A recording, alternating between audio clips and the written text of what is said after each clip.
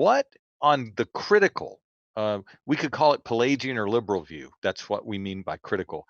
What happens is that the course of external events, namely loss of theocratic privilege, the rise of Assyrian hegemony, and the certainty of exile, they became the great ethicizer in the prophetic mind. So here's the logic. If Israel begins to replicate the sin, fall, and exile of Adam as a son of God, if the nation begins visibly to lose the divine favor and is moved inexorably toward exile, the logic is this, quote, page 208, the national God has no other reason of existence than to protect his people. Failing in this, his usefulness is at an end. Now, I guess I should say this just for the sake of our listeners.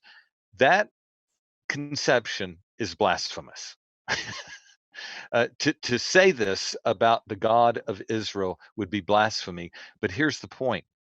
If you're thinking about it merely in terms of ancient Near Eastern context, leveling the religion of Israel to the religion of the surrounding nations, and the prophets are simply religious geniuses with a heightened moral consciousness, Voss says, on that critical view, God exists to serve the interest of the theocracy, not the other way around.